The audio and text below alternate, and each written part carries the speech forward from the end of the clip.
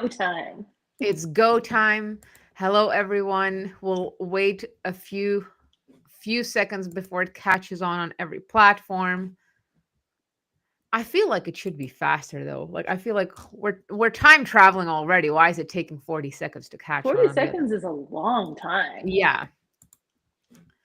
I've tried to like bypass that by I don't know, importing it, but it still takes 40 seconds and then it's caught up. So That's sorry crazy. for the wait. Are we here? There we go. Yes. And then I'm just check that properly with Cassie. Hello, everyone. It's the Rich and Hydrated podcast with your favorite opinionated, legendary Amerislav. And today we have a fucking legend with us, Oh my gosh. Cassie. Okay. Brag to me. Who are you? What do you do? Why are you absolutely mind blowing? You know what? I did a podcast right before this and somebody asked me that question. I'm going to say the same thing to you. I hate introductions more than anything else on earth because I feel like I can't explain who I am. Like you just have to experience it, okay? Like I can't. No, Can't put it so into words. yeah, so you're this like coaching enigma that is born out of polarities and different angles and boxes of the world all wrapped into one. Yeah, it's like my journey to getting to where I'm at today has been so like windy of a road. Like how I ended up here, we'll never know because it really makes no sense.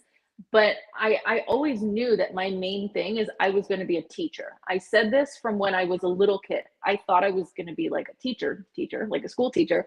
Didn't realize it'd be this kind of teaching, but I always knew that I had a gift of leadership and that I would be able to lead people to certain outcomes and certain experiences. So that's what it is. And how I got here through all these different careers I had and different life experiences that I had was not part of the plan, but it was the destiny, it was the journey, and I'm grateful for it, all of it. One thing that really stood out to me about you, and I keep kind of like orbiting about you, around you constantly, like is that you're one of the few. So like we both come from an adult industry, right? Mom was a prostitution for me. I was a world famous dominatrix specialized in blackmailing people. You were in another version of the adult industry, and you're like just very vocal about it. Whereas like Yeah, we have a bunch of other coaches that come from our industry, and they're like, no one can know that corner of the it's a world. little It's like secret. it's my little Yeah, secret. yeah. And now you're, I don't know, you were teaching about sales, energetics, mindset, how to be a successful person, Yeah, basically. the identity of a successful woman. Yeah, like it's for me. People ask me like, "What is your main thing that you teach?" And I always say it's like sales and marketing. Like those are my two like zone of genius things, but also just the things that I love to talk about the most. But we talk about everything, like the identity work. We talk about the mindset. We talk about the energetics. We talk about content, social media, visibility, like everything that you need to know how to do to have a successful business. But the sales piece and the messaging and marketing piece is just what I love the most, and it's what I'm the best at for myself. So it's what I feel most comfortable leading with usually. And not recently, but because of your outspoken uniqueness, you have made the rounds around Reddit.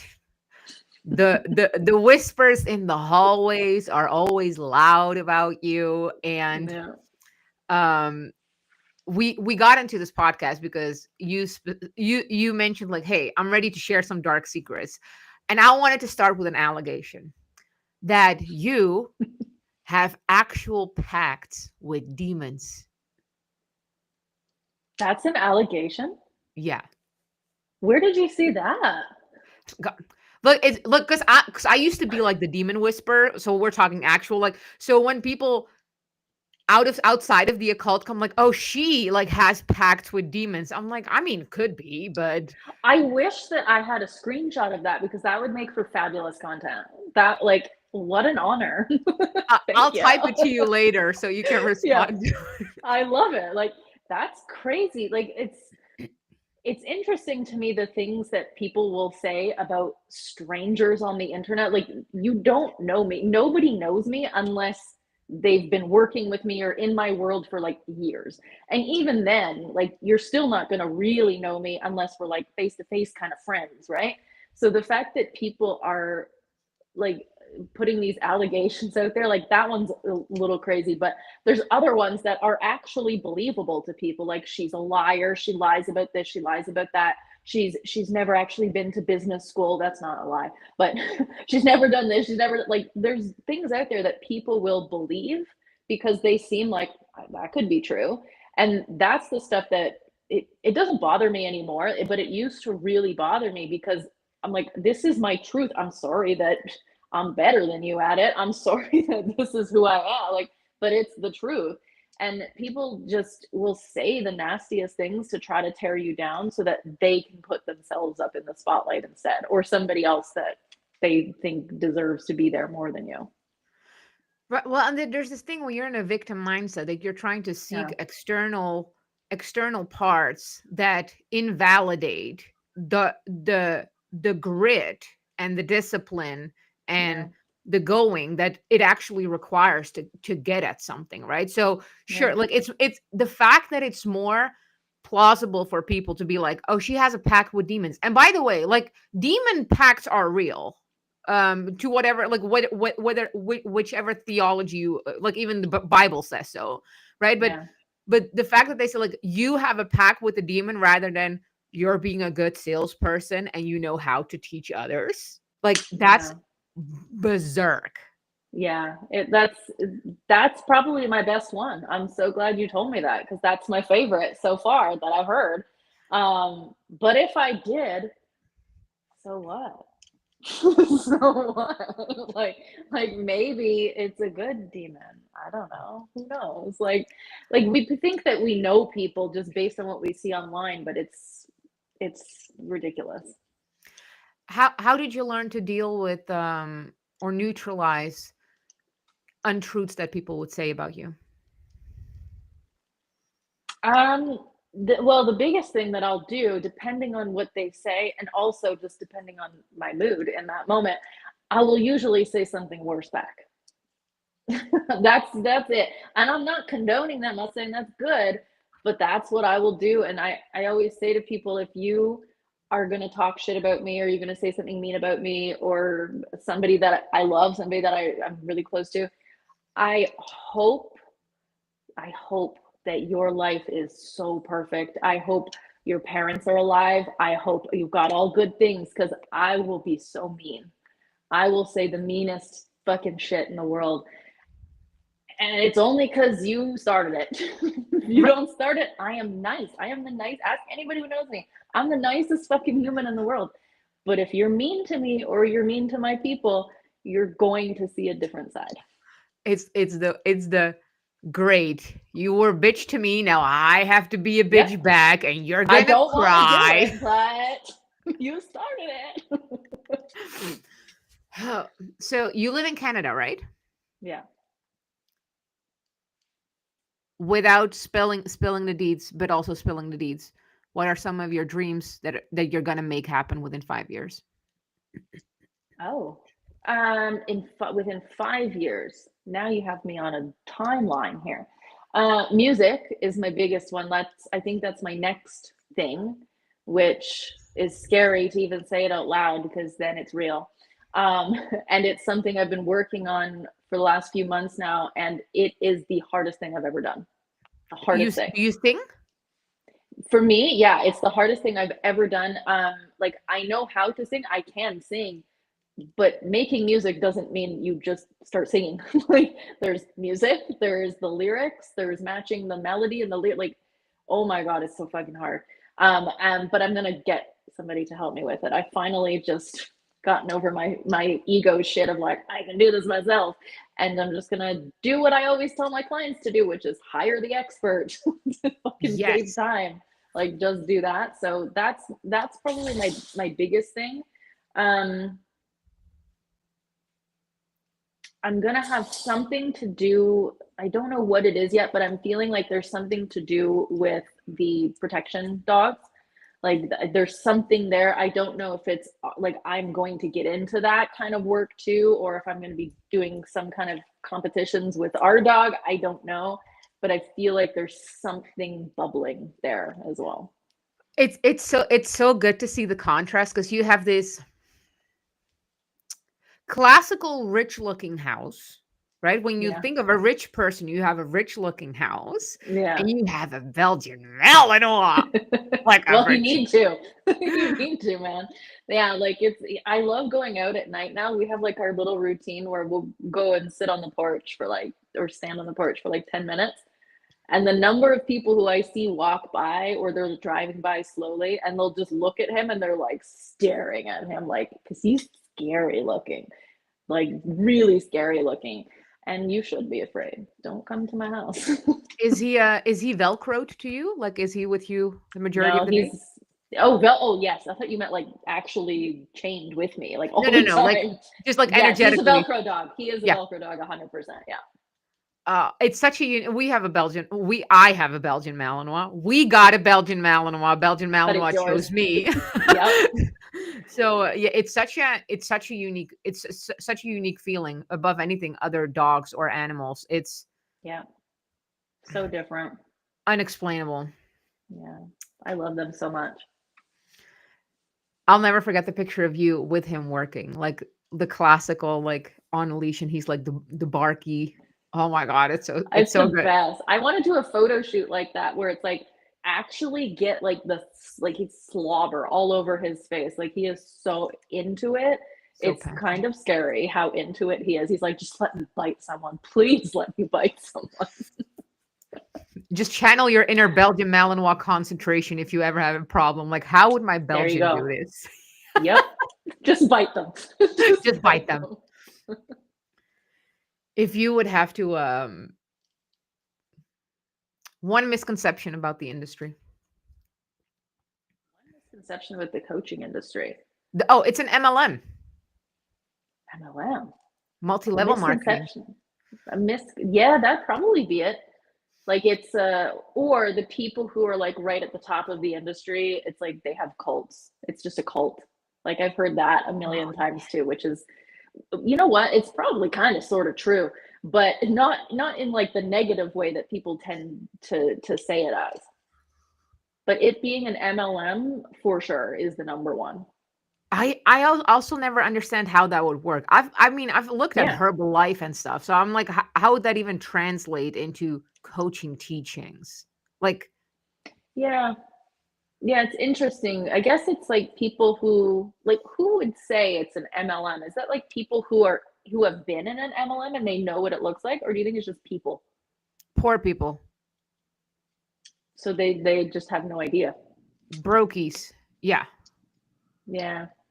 Yeah, because if you are actually in the coaching industry and you're doing well in the coaching industry and you're surrounded by other people doing well in the coaching industry, you know that it's nothing like an MLM at all. And it's so hard work. Yeah, it's super hard. You don't have other people who are like MLMs, they create a lot of the content for you, like what to say, what to post, all of that. You don't really have to do any of that if you're in an MLM. In coaching, it's all up to you. It's Everything all is of on them. you. Yeah, and you're right about the cult. I do think that the word cult has a negative connotation. It does. I always describe cult as a group of people who share a certain set of ideas that look ridiculous to people who are not of that group, which makes Yeah. sense. I mean, That's how I see it too. the fitness That's how I industry is see a it cult too. So too. it's like if that's how you describe a cult, then sure, it probably is like that. But I think because that word has such like negative emotions tied to it, people are like, oh, it's not a cult. What do you mean it's a cult? Like it kind of is though. Right. Maybe It's we yeah, just need to make that word not so like the meaning not so negative anymore.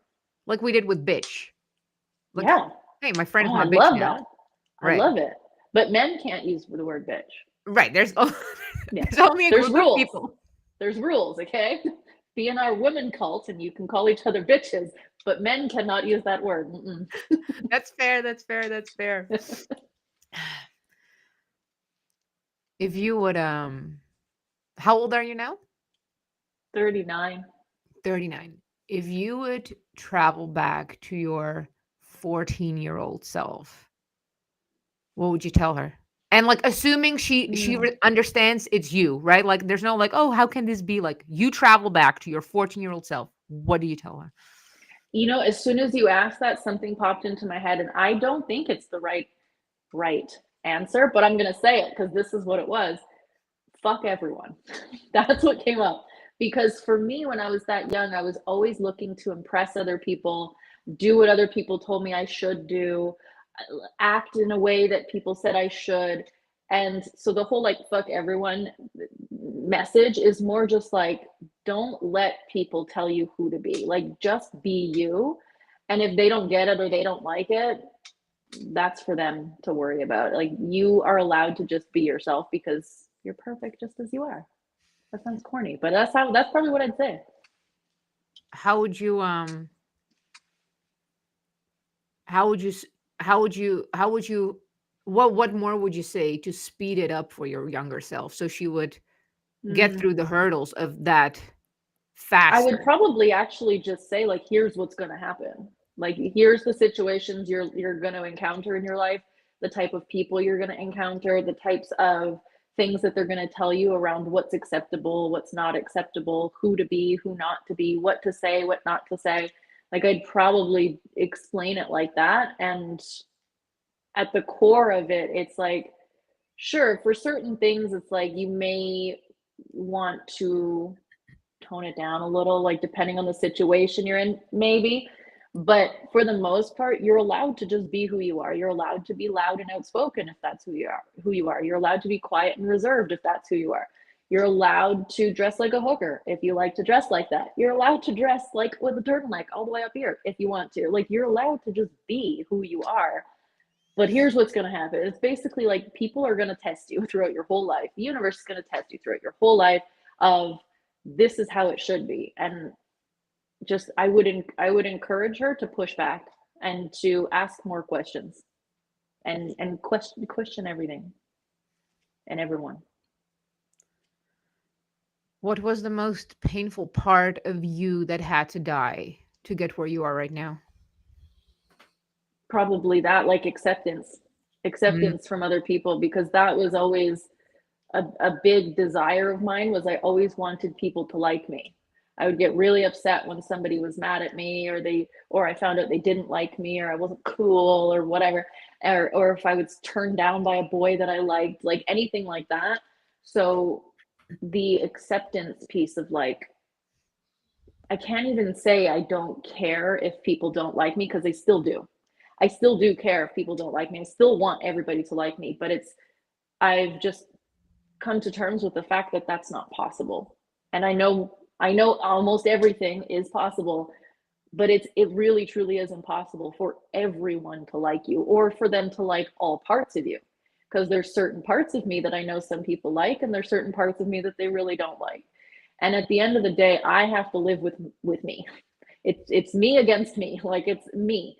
So if, as long as I love me and I understand me and I accept me, that's all I really care about at the end of the day. I hope other people also feel the same, but I know that not everyone will, and I'm okay with that. Did you did you have to go through like a self-imposed exposure therapy to get to that point? And I'm not like with selling, right? You just have to do a lot of Mm, selling, then you get over your rejection fear or what yeah. some version of that.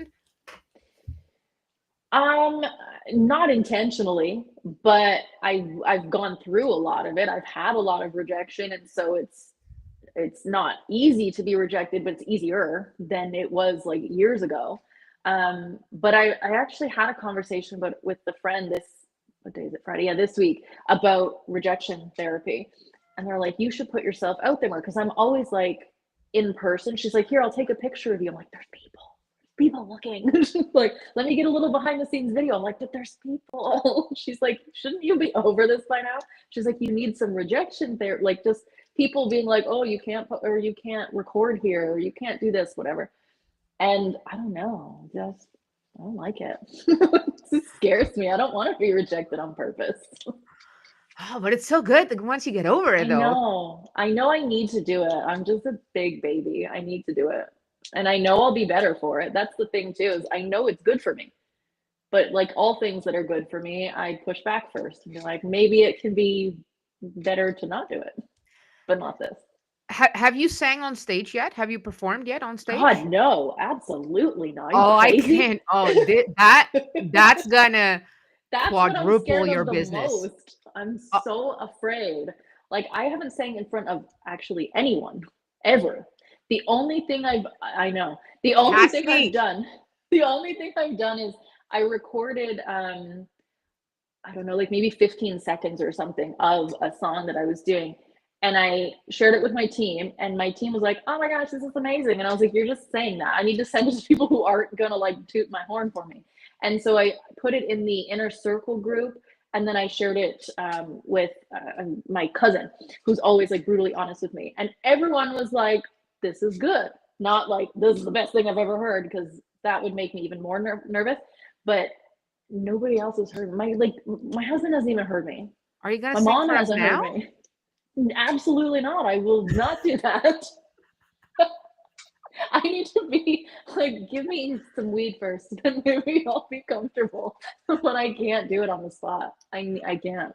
Oh my, Mm-mm. so in 1 year, I'm gonna jump into your DMs like on this day, and you're gonna be Let's like, do it. remember how you were and you're gonna be like, oh, that's easy, and you're just gonna Yep. like bust out in song. I'm ready for it. I Oh, am that's ready for it. Like I know this is like one of my biggest things that I've been working on a little bit this year, and I need to get better at it, is just not being so afraid of other people's reactions. and singing is a different because been on the stages too. Like it's just like when you start in the industry and like the Yeah. adult industry. At the beginning, you're like, and Yeah. then you're like, this is my stage. Exactly. That's what I'm trying to imagine, is like it's just like porn, Cassie, where you just get out there and you do your show and everyone's like, "Yay." Like it's just like that. But it's, the first few times you do something, it's awkward as hell. It's uncomfortable, you're nervous, like it's just that exposure. You just have to keep doing it.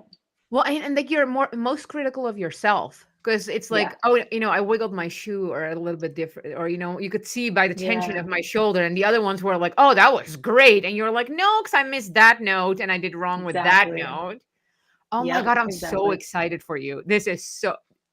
You're already a multimillionaire, but you're gonna be like a trillionaire. This is gonna be. Oh, Oh my gosh. this is so. I don't even want it to be one of those things where, like, this is the crazy part about it, because someone's like, "What's your goal with music?" Like, you want to be like an artist where people recognize you on the street. I don't want it to be that. I don't want to be famous. I don't want people to know it's me if I'm walking down the street. Like, that's the last thing that I want in my life. It's more just, this is another creative outlet for me. I'm not even trying to monetize it, although I will, but that's not my goal. I'm not like, this is another way for me to make more money. It's just, this is another outlet for me to share me with the world. Yeah, but the singing, yes, yes to everything you said. But with the singing is like because your body becomes the instrument, you start fine Yeah. tuning it, and it like translate in your whole life. Yeah. Oh my god, That's I'm why I think so it's going to excited! be, something that I think is a small thing, but then actually turns into a big thing. Literally, That's what I'm thinking is going to literally. happen. Oh Yeah. my god, this is so exciting! I didn't know this about you. This is a great secret. Surprise. I Oh my haven't god, that's shared it publicly because this is my shit, is like, people are like, "Why are you doing that? You haven't even sang before." Like, and I'm not at a place where I want to justify it, like, I just want to do it, and I want to feel at least okay with it. Then I'll share it with the world. And then sure. at that point, how people react is how people react, and I don't care anymore. Yeah, yeah, because then you have like then it landed in you. Exactly. Your 65-year-old self travels to you right now today. What is she saying? Oh, easy, slow down. Easy. Really? Yeah, for sure. Like, my life is very busy. I've got a lot of projects, a lot of things I'm working on, and I really genuinely do like it. I don't like to just sit around and do nothing. People are like, you should take a vacation. You should rest more. You should take more time off. And I try to do those things and I'm so bored. Like, I'm so bored. It's not like this, oh, I have to be working because I have to make sure I'm making sales or I'm doing this. Like, my business is set up in a way where I'll make sales if I take a year off. Like, I'm still going to be fine. So I could do it. So it's not that. It's this feeling of, I just don't want to. I just want to work. I love to work. But I also know that it's very unhealthy for me and for my body to constantly be working and doing things. And I've even had doctors tell me, like, you need to relax more. You need to just rest more. Like, have a day where you just lay on the couch and watch your favorite show. And I just don't want to do that. But I know that I need it. Did your business drive start off from a scarcity or fear of, financial poverty or No, no, it didn't start that way. It started just from passion. Like, I just wanted to do it. And then it kind of became that. It's like, well, if I'm going to be spending all this time on it, I've got to monetize it, or like, I'm just sitting around playing all day. Again, I have to make money. I have bills to pay. I have kids to raise. Like, I have all this. So it was something that started more just as a passion project of, let's try this and see how it feels. And then it's, oh shit, I'm spending all my time on this. So I need to make money doing it, or I need to get another job. And the thought of getting a job made me so physically ill that that's how I knew, okay, this is my job. So how do I monetize it? And it started like that. And it was hard in the first few years, as it is for most people. And there was a struggle and there was a lot of, I don't know if this is going to work. I don't know if this is a waste of time, but like trying all kinds of different things until I eventually found my way. And I'm glad I stuck with it because I did eventually find my way. oh, that's so good. Um, us peasants see you at the top. Don't say that. I fucking love it. Us peasants see y'all royalty at the top. Oh my God. And I feel like one of the bigger misconceptions for people who have made it to any extent is that they talk about how hard things are. Mm-hmm. But for the watchers, it still feels like the watcher is doing the heart wrong. So could you share, and I'm assuming that the inner bitch voice is lesser now that you're like, you're a seasonal career person, but at the beginning, what were some of the internal dialogue during the hard times, the unsupportive thoughts that would plague you before you became who you got to be and have the evidence? I think the biggest one for me was always hurry up. Like, you're taking too long. That, like, you should have been further along by now. You should have been doing better by now. You should have hit this milestone by now. Like, hurry up, hurry up, hurry up. The world is on fire. Like, that kind of thing. Like, hurry. That was the biggest one. Another one would probably be like, who do you think you are, kind of thing. Like, the imposter syndrome of, like, look at all these other people doing it. They've been doing it longer. They've made way more money. They have way more people fall. Like, who am I coming in and being like, hey guys, I'm good too. Like, you should work with me. Like, that kind of, like, who do you think you are kind of energy. And that one actually stayed around the longest. That one of like, you're just like a random chick on the internet who's talking about business. There's lots of random chicks on the internet. Like, what's so special about you? And it's kind of like I was my high school bully to myself. Like, who are you? You're not good enough. You're not pretty enough. You're not skinny enough. You don't have a fancy enough lifestyle. You don't have this. You don't have this. Like, who do you think you are? That's probably the worst one. So what's the fucking answer to that right now? Who do you think you are? The shit, obviously. There we fucking go. Yeah, obviously, I'm the goat. Hello. And it's not because I'm a Capricorn. It's because I actually am. Okay. Like, I see that. And it's like, now it's people say that I have an ego, and I've kind of just gotten to the point where I'm like, you know what, you're probably right, but it's only because I've done the work to get here, and I really do know the things that I'm teaching and that I'm sharing online. there's a lot of people who are going to chat GPT and saying, give me a good post, and they're sharing it. And it's like, you didn't know those things. You used a robot to tell you those things so that you could post those things. And now people are assuming that you know those things. They're going to hire you to teach them those things. And you're like, I don't know how to help you. And you're going to look stupid and good, because that's what you get. Like, this is how I feel about it. It makes me so mad. Oh my gosh. But for me, it's like, I really do know the things I teach. If I'm not good at them, I go hire somebody, I buy a program, I learn so that I can be educated in something before I ever would consider helping somebody else with that topic. And so if people think that that's ego, then it is. Oh, are you what is something, the singing you're still learning? What is something that you're expanding on yourself in business, I guess? Ooh, probably the biggest thing for me is personal power. And it's interesting because this is a topic that comes up a lot with my clients that I coach them through, but I still feel like I've got a lot more work to do on that myself. I have a lot of personal power, but I do let people take it away from me sometimes, and that's my struggle, is maintaining that power for myself no matter who's trying to take it from me. Good, good, good, good. Yes. Are you religious? No. Do gods exist?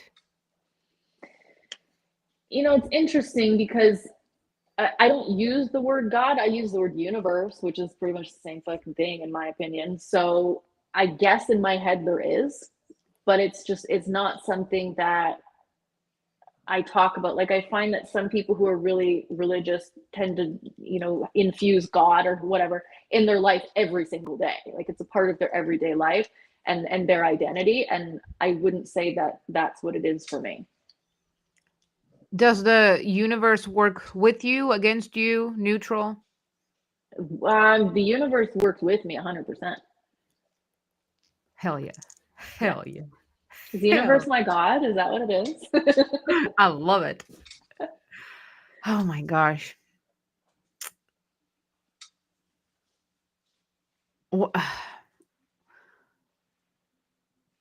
What's the most unbelievable accomplishment or thing that you've experienced due to your growth and your success now?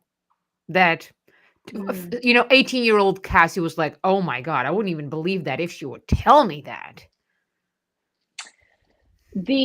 It's going to sound probably kind of superficial, but for me, the greatest accomplishment is being able to have my kids in some of the top schools in the country, because I live in a wealthy area where this doesn't happen in other areas of the city. And I always wanted to live in this area. This is where, like, Drake's like pretty much my neighbor. He's like a couple blocks away. Like, it's fucking weird. Okay. But it's like, I always would come here and be like, oh, it must be so nice to have money to live in houses like this. And now I live in one of those houses. I never in a million years, like, I always knew I'd have lots of money, but I never thought that I would be able to live in an area like this and be able to give my kids that kind of, lifestyle growing up, where they're going to be able to be in these really incredible schools. Because I wasn't in a great school, and Richard wasn't in a great school when he was a kid. Like, we were in kind of shit schools. So that was like a big thing for us, is we want to be in a neighborhood where there's really incredible schools. And in order to do that, you gotta have a bunch of money to live there. So we made it happen, and I feel really proud of that, and I'm glad that I made it happen. I love that. That's so amazing. And with that being said, like, what is something that you've experienced or accomplished that is not money related, that is like, whoa? Oh, probably the confidence piece for me. Like, I was always lacking confidence when I was growing up, like from very early age. And now I'm so confident that people say I have an ego. So clearly I've grown in that area. But that confidence it's helped me to do so much in life. Like, even like, we had this issue last week where we bought this vegan butter that we always get, and I got it and it was all moldy inside. And so most people were like, oh no, that sucks. Throw it out, go get another one. I'm like, I'm going to contact them. I'm going to tell them how it made me feel. I'm going to tell them that, no, I'm just kidding. Like, I'm going to tell them like what happened. I'm going to tell them that I want compensation. Like, I'm going to be really direct and not mean, just like direct with them. And I had the most incredible conversation with whoever the representative was that I was speaking to. And she's like, we're going to send you some coupons and you can go get some free containers of this when you go to the store next time. And thank you so much. This has been so helpful for our team. Like, it just, like, my communication skills are so much better now that because of my confidence, my increasing confidence, and being able to communicate with people in a way where you're not just like yelling at them or being, unnecessarily rude to them is just, it's changed my life in so much. I've had some of the greatest conversations with people, and it was really just me saying, I didn't like this part, but saying it in a way that was respectful and kind. And I've been like comped hotel stays. I've been upgraded at certain, like, I've had such incredible experiences because of my communication skills, which is thanks to my confidence. I love that. That's such an underrated thing. Like Yeah. communication in your whole life becoming better. Yeah. What are give us some of the bougie things that you indulge in. Depends. It depends who would consider what bougie. Like, for me, I really don't like to spend a lot of money on stuff. Like, I know some people are into clothes and jewelry and bags, and I don't know. I think the only like physical items I like to buy and spend a lot of money on is probably cars. Like, that's probably the biggest thing. But other than that, I like to spend on convenience. Like, that's my biggest. So I will like get a chef to come, or I will, like, we have our landscapers who come. We have somebody who comes and picks up Leo's poop from the backyard, like, so that I don't have to go out there and scoop dog poop. Like, just stuff like that, getting groceries delivered so I don't have to go do that because I don't enjoy it. Like, anything that can make my life easier or save me time, I will, whatever it costs, I will pay that. Oh, hell yeah. So good. Because time is the only unrenewable resource. Exactly. What car do you drive right now? So right now I have my Mercedes. It's the GLE 350, which is the SUV, and I love it so much. It's amazing. But I really want to get, this is bougie. Um, don't know if I'll ever have one, but I really want a Bugatti. Oh my God, yes. Oh, I could I totally really see you want one. one. Oh, what But it's color? like there's like they're so stupid, like the most impractical car Oh in the yeah, world, no especially in bump. Toronto. In Toronto, like, driving around in a Bugatti, you look like an idiot, but they're just so cool. They're like They're half a so mil, cool. right? 400K, half a mil. They're usually over a million. Oh, Yeah, they're over a mil now. Oh, here we usually, go. yeah. And super close to the floor, so you can't go any bumps. That's why you can't drive it in Toronto. Like, it's like you break it. Oh my, And I've you'll just seen have to. them. It's crazy. You'll just have to have someone drive you around on their trailer in your That's what I'm Bugatti. thinking. Yeah, that's what I'm thinking. They see I'm not you. gonna buy a Bugatti. I'm just gonna like rent one and hang out in one. That'll be it. And that'll get it out of my system. Oh, I love it. Tell us, where can we find you? What are you currently doing? What's coming? Anything and everything. I will obviously put every links everywhere, everything, but tell us all the good stuff. Well, I can't tell you all the things that I'm doing because there's too many. There's always a million things. Go, go, go. I guess the biggest thing right now is TBR. So there's going to be the two tiers now to TBR. So one of them will be the mastermind. So that's going to be really fun. It'll be my only mastermind that people can come into. So I'm looking forward to having that space. Millionaire Musings is the other membership, which is, that's where I teach. Like, TBR is more just behind the scenes stuff. And Millionaire Musings is where I teach every day. I go in and I give like a quick little audio blurb, and I love it so much. So that's coming. I also have a little sneaky secret I can maybe share of something that's coming, which is a clothing line. I don't know who the fuck I think I am, but Fuck that's coming. yeah. So I'm What kind of excited. like style is it? Oh, like grungy, like oversized hoodies, ripped shirts, like that kind of stuff. Hell yeah. Yeah, Oh, that's by the way, very much my style. I love it because your marketing for TBR was fucking psychotic. I love Like it so much. straight up asylum, which was so good. Yeah. And That I was the goal. And that's where people were like, "Are you okay?" I'm like, "More than better okay." than, better than. Yeah. Cassie, thank you so, so, so much for taking the time Thank and you for for having the having me. This has been conversation. fun. I will put all the links everywhere.